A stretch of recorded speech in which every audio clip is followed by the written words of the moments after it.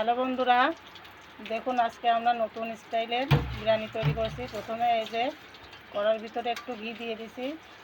ঘিটা গরম হওয়ার পরে এই যে ভাতটা তৈরি করে রেখেছি, এই ভাতটা আমি সেই ঘির ভিতরে ছেড়ে দেব।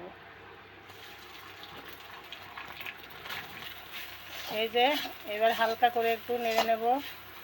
নাড়ার পরে এই যে মাংস কষা রয়েছে, এটা আমি ভাতের ভিতরে দিয়ে দেব।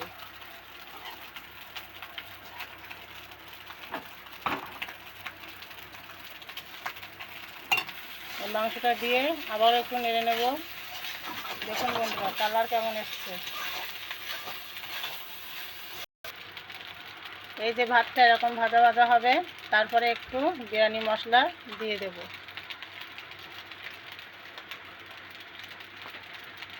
সাথে একটু মিট মশলাও দিয়ে দেব।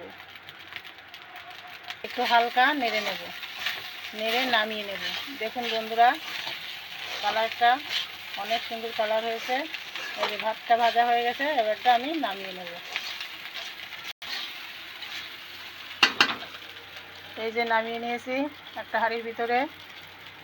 তা বন্ধুরা, তোমরা এভাবে বাড়িতে বানিয়ে খাবে, দেখবে খুব ভালো লাগবে। আমরা খেয়েছি, অনেক ভালো লাগে। ভিডিওটি ভালো লাগলে পাশে থাকবে।